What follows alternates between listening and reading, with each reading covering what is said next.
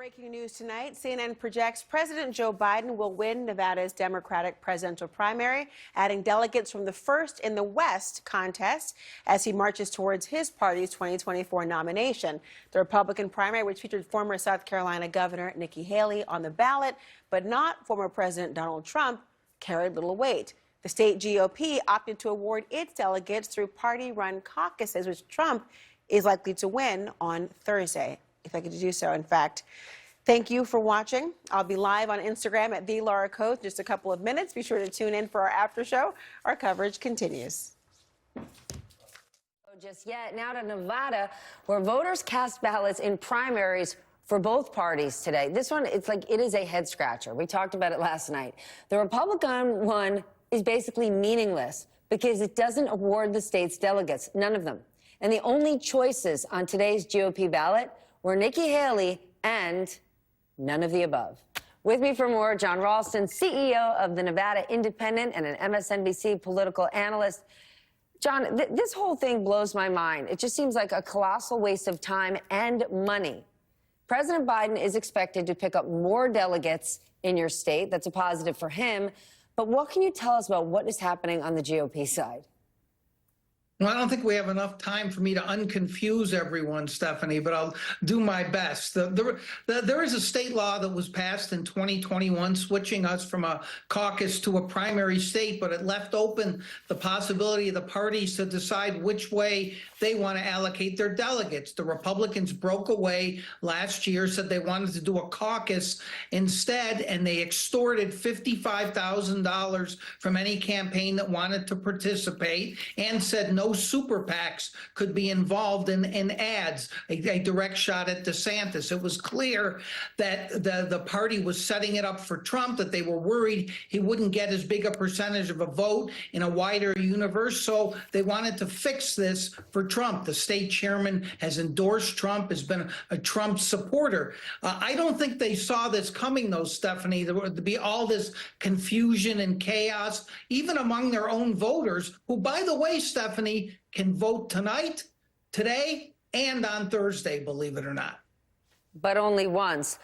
Is there a fear that voters will be confused? I mean, I've had this explained to me on air, last night, tonight, off air. I've read about it.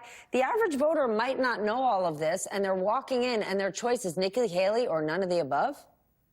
Yeah, there's, like dead campaigns like Mike Pence's and Tim Scott's. They couldn't get their names off the ballot, and there's some minor candidates there, too. But the danger for Nikki Haley, who made a huge strategic error in not campaigning here, and she could have declared victory tonight, said Donald Trump is a coward, won't face me, had to go do a fake election on Thursday. She didn't do that, and so now there are going to be a lot of people who vote for none of the above. Trump has told people not to participate. The chairman of the party and the governor who has endorsed Trump has said vote for none of the above. If she loses to none of the above today, it's not that meaningless, Stephanie. It's going to be a huge, huge embarrassment to her as she's trying to prove that she's going to stay in this campaign going into South Carolina. And by the way, there were voters who went today that my staff interviewed who had no idea why Trump was not on the ballot, and they just left. They did not vote. It's a true story. Nobody likes to lose big in Vegas. John, it is always good to see you. Thank you so much. When we come back, a unanimous verdict in Michigan to convict a mother for her son's deadly school shooting. We're going to speak to Fred Guttenberg, who lost his 14-year-old daughter, Jamie, in a mass shooting in Parkland, Florida. And later, embarrassing back-to-back failures for Speaker Mike Johnson, Robert Gibbs, and Michael Steele weigh in on the GOP in disarray. The 11th hour just getting underway on a Tuesday night.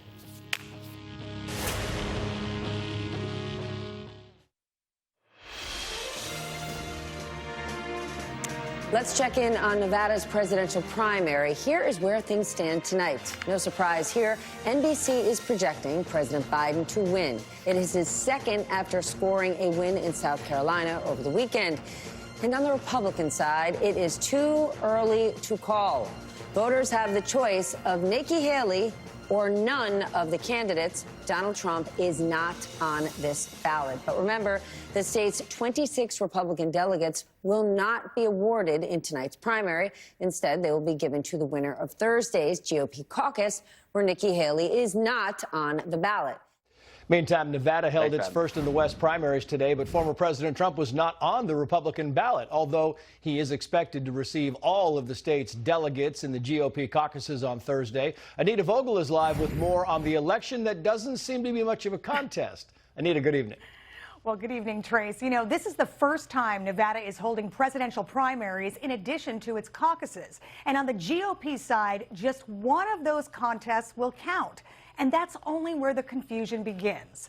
Take a look at this Republican ballot. Nevada election officials say it has created distrust among voters who received it in the mail because it doesn't include the name Donald Trump. Nikki Haley ran in today's primary, but it doesn't count. She won't get any delegates towards the GOP nomination because the Republican State Party of Nevada doesn't recognize the primary. Meanwhile, Donald Trump will run in Thursday's Nevada caucuses, which will count.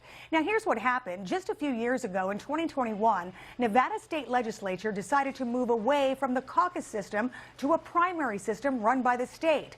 But that was opposed by the Nevada Republican Party, which says it will only award delegates won in the caucus that it runs. We have not spent a dime nor an ounce of energy on Nevada. We made the decision early on that we were not going to pay $55,000 to a Trump entity that, to participate in a process that was rigged for Trump. State GOP officials say if Haley had participated in the caucus, she could have still picked up one or two delegates because Nevada is a proportional state. And finally, adding to the confusion, Nevada has historically given voters the option of selecting a category called none of these candidates. And tonight, many GOP voters in the state likely will choose that option in the primary. And while it is also likely a clear win for Joe Biden, a number of Democrats could indicate they don't like any of their options either. So, Trace, go figure.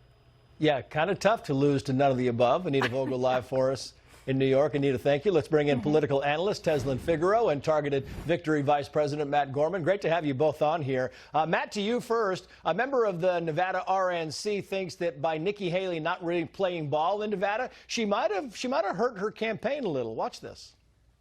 She's kind of kicking herself in the butt for not engaging in the caucus because Nevada is a proportional state, and she could have picked up one, two delegates, maybe even more. Matt, two delegates? You leave them on the table? It's a risk. I think this whole thing's unfortunate because it just kind of sows distrust and confusion among primary voters, right? Because in a lot of respects, the caucus had, Trump people who were very much going to win that and kind of control that process, the primary, if he's not in the ballot. It's just completely unfortunate. But it really delays the inevitable, right? We're looking to South Carolina now, where she has a one-on-one versus Trump, fair and square. It's her home state. She has an advantage. She's down 25 points in the latest poll. She can't lose by 25 in a couple weeks. Listen, I can go you one better, Matt, because we're going to put up that South Carolina poll right now. This is the Monmouth poll. Look at the numbers here. This is now Trump 58, Haley 18, right? Or Trump 46, Haley 18? No, 58, right? So he's up by an incredible amount, and it really shows you that, I mean, she doesn't have, it's kind of embarrassing, Teslin, to be in your home state to be polling this poorly.